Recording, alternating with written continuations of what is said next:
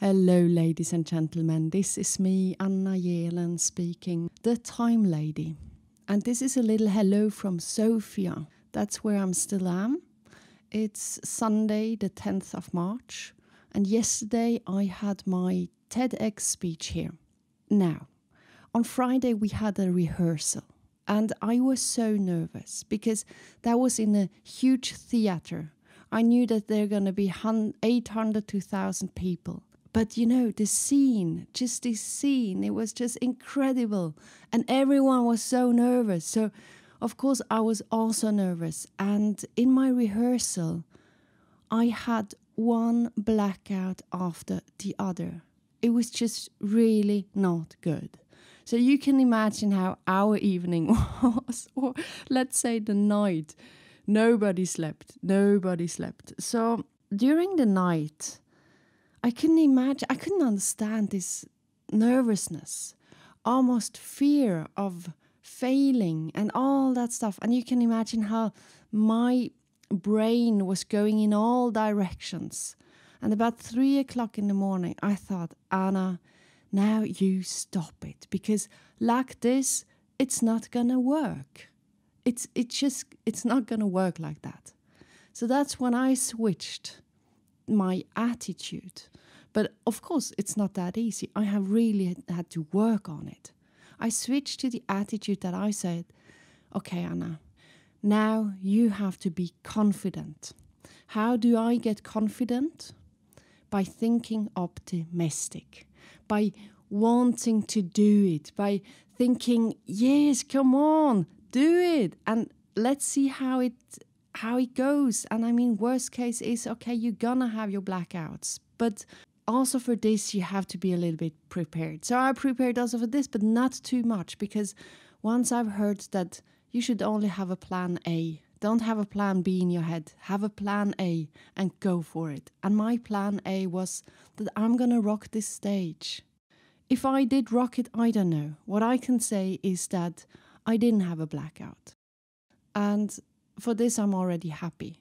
I was incredibly nervous. The moments before, oh, you can't believe it. But it's always like that. I know it. And then you just want to go. I wanted to go. And I wanted to do this speech. So I did it.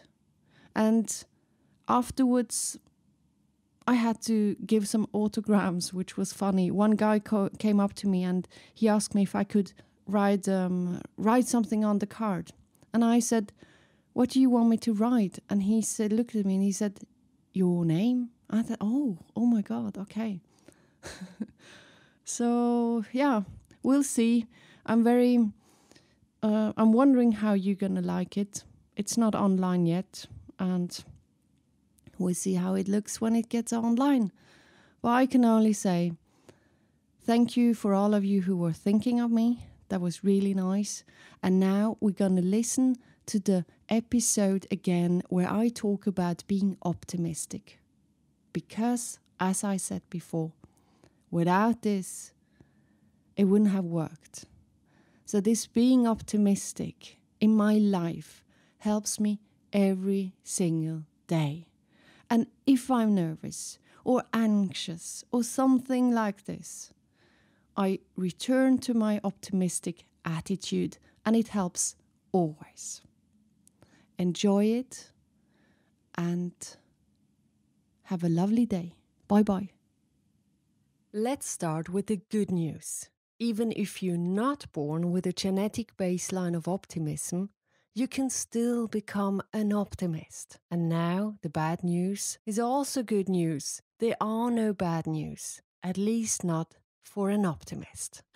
Hello, ladies and gentlemen. It's me again, Anna Jelen, your time expert. An unbreakable optimist and a visionist with a creative soul. I have written the audiobook called Have a Good Day, which you can find on www.thetimexpert.ch. And I give speeches and workshops all around the world on the topic the time we have and how we use it. And my thoughts about being an optimist is, to be an optimist is to look for the beauty in everything, in every moment, in every place, in everyone. First of all, thank you for listening. I wonder where you are right now. In the car, or maybe at home in the kitchen. Are you outside going for a run? Well, I don't know, but wherever you are, I'm very happy that you are back. I'm still recording this from this tiny little yellow house in Sweden. It's a windy day, the autumn leaves are falling. The colors, they're beautiful, and next to me there is a little fire burning. Maybe you can even hear this. All very cozy. But let's start with our today's topic, how to be an optimist. But why am I, the time expert, talking about optimism? Because you will save time, simple as that. But also because my purpose in life is to help others live their greatest life possible through my coaching, speakings, and writings. And that's why I'm doing this. It's always in our hands how we will react. That is for sure. So to be optimistic is all about how you react in a situation. And again, that has a lot to do with the mindset. And we can learn this. I love experimenting with the mindset. I see it as a joyful game, and so can you. Actually, everything I say or try or do, I do it with a hint of joy, because I think there is too much seriousness out there anyway. The podcast is built up like this. Just a few lines on the advantages of being an optimist. Some words about why optimism isn't the same as positive thinking. We carry on with some interesting facts on the difference between an optimist and a pessimist to see where you are in all this. And then I will share two personal stories of mine. The first, when I was in deep shit, and how I came out of this with my inner optimism. And the second story is where I tell you about my 6 days where I specifically used this one tool I will give you today. First, what is the advantage of being an optimist? An optimist life is the contrary of a complicated life. It's simple, and I like simplicity in life. Who doesn't? Another advantage is you don't spend so much time worrying because you are less worried. You rather spend time focusing on solutions or new ideas, and this makes you feel that you're moving on in life. Being an optimist just feels better, and the human is built on emotions. That means that feeling is a huge thing for us, and normally we want to feel good. Being an optimist is being mentally healthy, which is a huge advantage. And last but not least, an optimist achieves more if that is something you are thriving for. Remember, it doesn't matter how much your genetic baseline of optimism was or is, you can still get your level much higher than it is. Let's carry on with the next chapter. Optimism is not the same as positive thinking. That is very important to know. When life is shit, and I will tell you a story about this later on, you will not be able to think, oh, my life is shitty right now, but come on, let's stay positive. No, that's not going to work. It's about the attitude you have. And if you are rather an optimist, you will still be lying on your bed crying, but you will tell yourself, okay, that really is a shitty situation right now, but what can I do to get out of this? And you know that situation will not last forever. And you also know that it is up to you to make the difference. You know that it is in your hands to change the situation to the better. And that is when you take action. You will not stay in this situation for too long. And the difference is really about taking action and not just thinking positive. How is an optimist? An optimist has a positive attitude about life. An optimist accepts how it is. and an optimist can handle a lot. It's a person who is a curious person, someone who suffers less, someone who can give this good vibration to others. And sometimes an optimist might annoy others just because he or she is an optimist. But that is okay. Let's start with the difference between an optimist and a pessimist. The first huge difference is about the duration of a negative event. That's really interesting. The optimist sees this as a temporary event. He can brush it off, and he's very talented in letting go. Therefore, the pessimist sees a negative event as permanent. He believes that his life is going to be like this. Self-pity and also the state of being a victim will be very strong for the pessimist. The second big difference is that if some difficulties have occurred, the optimist can disconnect this from other stuff. The pessimist thinks that this considers all areas of his life. And the third difference is about the result from external facts. Now let's say if someone is angry against an optimist, he might think, oh well, this person is having a bad day. But the pessimist, he takes it very personally. To conclude this, listen to the quote of Winston Churchill. He said, "An optimist sees the opportunity in every difficulty. A pessimist sees the difficulty in the opportunity." Well, that wasn't really good voice change, but anyway. Where are you in all this? My first story. My first story is about when my business was going down the hill. But in fact, it wasn't even on the hill. It was in my beginnings of my self-employment. I wanted to give workshops about time management, but I didn't have any understanding of entrepreneurial spirit. I had ideas, but no strategic thinking. I had even more ideas, but without any structure at all. And I had no clue how to sell my workshops. Short said, it didn't work at all. I didn't make any money at all, not a penny. And I remember when I had to tell my landlord, my renter, that I did not know how to pay the rent. And that was a bad day. And shortly after that, my trustee guy, he told me that soon I will have to walk to the end of the theater street. I might explain to you what's in the end of the theater street where I live. The last house in the theater street is the insolvency office, where you have to go and say that you are bankrupt. Well, yeah, another bad day. And after this meeting, I drove to my dearest friend Krista. We went for a walk and we talked. And you have to know she also is a strong optimist. That helped a lot. And in all the words we shared on this walk, I remember one feeling. I thought, but this is going to work. I don't know how, but it will. I just need more time. But I had this feeling that it's gonna work. So I called my trustee and told him this. And I said, I need more time. But he said, I like your willpower, but there is not much time left, Anna. How do you want to pay your bills? After this discussion, I hung up the phone, I took a sheet of paper, and I wrote down 10 names of people I knew. I called each one of them and said something like, hey, don't you want a workshop on time management? Because as I said, I wasn't a good seller, so I have no idea how I really said all this.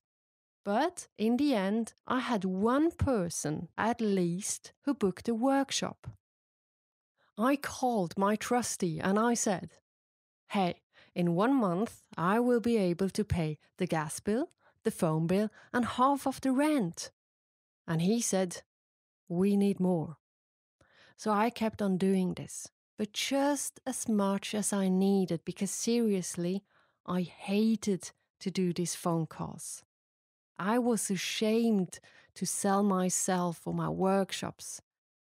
And luckily, in the coming years, I learned how to sell my business by reading books, by visiting sell workshops. But the biggest help of all was my husband, my dearest, dearest husband, because he made me believe in myself. And still today, I have a few people around me still giving me advices on how to make it better. And of course, by trying to applicate the learnings in my daily life. If I wouldn't have been an optimist that day, where it all mattered, when I went for the walk with Krista, I might just have stopped everything. Of course, it helped that this is the one thing I want to do. There is nothing else. I wanted to do workshops about time management. I wanted to speak about time. I saw it as my mission to wake people up and say, hey, look at the time you have. It's all there. It's all yours. What are you doing with it? How are you managing your time? And it was my mission, and it still is. Always remember, as an optimist, you will always find solutions, or other ways, or new ways. And the best thing is, you will always restart if you have to. You can let things go and restart another thing. This is an enormous advantage, to be able to restart again and again. I end this story with a quote from a big leader. Please forgive me, I can't remember his name, but I remember what he said. He said, optimism is an essential ingredient of innovation. How else can the individual welcome change over security, adventure over staying in safe places? Let's carry on with the next chapter, where I will give you the tool on how to become an optimist. In order to become truly optimistic, you have to learn it. And I will share with you one tool which you might have heard about before, but it's the one who had the biggest impact on me, and maybe it will also have on you. What happened with me, I will tell you in a second with another Anna story. Now try to use this tool as an experiment, and here it is. Try not to complain and criticize for 1 week. And if you want to challenge you even more, do it for a month. And either way, you will feel the difference. And I just can't wait that you're going to feel this difference. Now let's get into this a bit deeper by telling you my second story and the result of 1 month without complaining. A few years ago, I have done this exercise, no complaining and no criticizing for 1 day. The impact was okay, but I still had it in my mind that 1 day I'm going to really push it to a limit. And I thought 1 month without complaining, that's maybe hard, but makeable. So 1 day I started the 1 month experiment without complaining or criticizing. It looked about like this. Day 1. I remember it well. It was very hot outside, like really hot and sweaty. And in my mind, this thought came up. Oh dear, it's so hot today. And then I thought, hey, no, wait a minute. You're not allowed to think like this anymore. So I thought, yes, it's very hot today, but it's okay. And here it is. One of my favorite sentences. It's okay. It just calms everything down. And it can also be translated in he's okay, she's okay, or even I'm okay. And it gives everything a nice smoothness. Day 2. I had to give a talk in the afternoon and I was there far too early and I thought, oh dear, so long to go. But stop, no, Anna, no complaining. So it changed to so much time. That is perfect. I could have a look at my talk and prepare myself even better. Yes, that's what I'm going to do. I started to see the positive side in an event and not the negative one. Day 3, I had to carry a lot of luggage and it was heavy. God, that is so heavy, would have been my thought. But now it was good for my muscles. And here again, I looked at it with another perspective from the positive side. Day 4. My train had a problem and I came too late to a meeting. First I thought, oh dear, I'm going to be too late, that is so bad. But that was already a bit of complaining, isn't it? So I started to use another good tool. I looked at my situation and thought, come on, Anna, it could be worse. And actually, that is something which I've always done since a kid. Often I've been thinking, it could be worse. It's looking at the situation with a worst case scenario.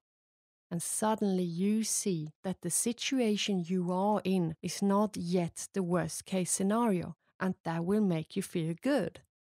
It's quite paradox because here you might consider this as a pessimistic thinking because you are visualizing a worst case scenario, but it will actually show you that you are in a better situation in reality. Which of course makes you understand that the situation you are in could be worse and you will be in ease that it isn't like this. Day 5. The difference here to the last day is that the event has not yet occurred. It is in the future and my thoughts are worried. And I'm visualizing a worst case scenario because I'm preparing myself for a difficult conversation I'm going to have in a few hours. I'm worrying, and I'm worrying about something which lies in the future. But today, I have to tell myself, stop thinking of what could go wrong, rather about what could go right. And this is a game changer. I tell you, it really is a game changer. I repeat the phrase, stop thinking of what could go wrong, rather about what could go right. Now you are visualizing in a positive way. Day number 6. Another speech is on my agenda, but this time it is a big one. On a stage with microphone and music and applause and many people and all of this. And I always tend to get very, very nervous before a speech, which actually is good, but it's not always easy because I might think, oh God, are they really going to like it? And is my speech really good enough? And when you think like this, it's going to make you want to go home. Seriously, or you want to hide yourself, or you want to make yourself invisible. All very common thoughts have had before a speech.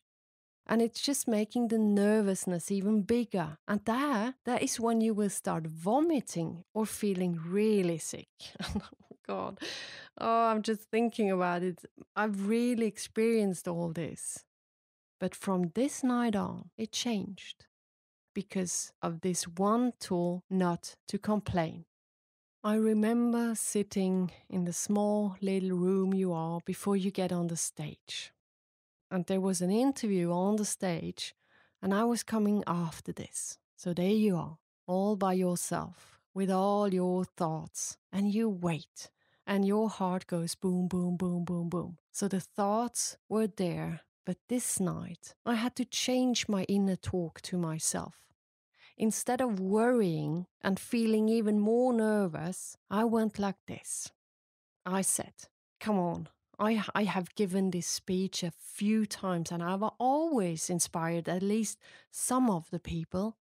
It's time to do my best because that is all I can do, give my best. And also, come on Anna, enjoy this. You know you love it when you're starting speaking. The moment you are on, you are on. So now go and hit the stage and rock it. Now I tell you what happened after those thoughts. I got so freaking exciting that I just wanted to get out on this stage. I was starting to giggle. I was starting to jump up and down. And I smashed my torso with my hands, like this, which was really weird because I've never done this before. And that was the moment when I thought, wow, that is how it should be. Being nervous is good, but not the one including vomiting. It should be like this one right now. And I was so excited. And that was the day I changed my inner talk when I'm nervous before getting on a stage. I did understand that it is so important in which manner you talk to yourself and to be kind to yourself.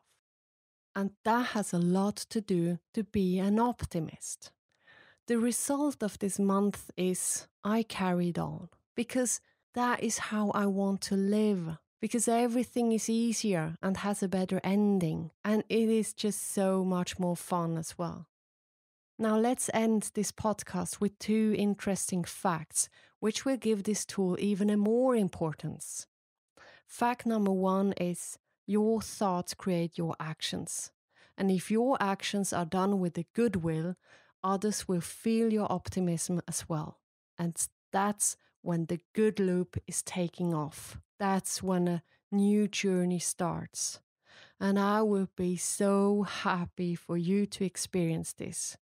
Try it, please try it, just to feel the difference. It will really change a lot.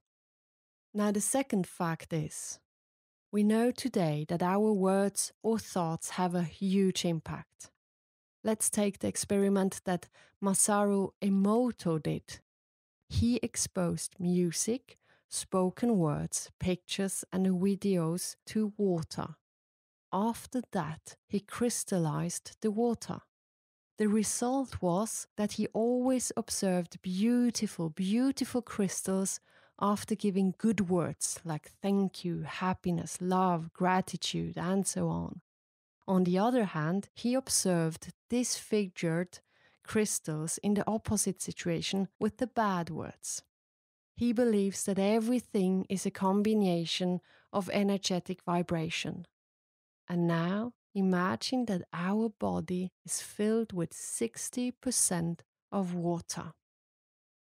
Our optimistic thoughts have for sure a positive influence and a positive impact on our body and health. Now that is all for today, my dear listeners out there, and I hope you liked this one. And if you know anyone who would enjoy this podcast, please feel free to share it, and that would be great. And always feel free to leave a comment. I'm looking forward to be back in your ear again next week.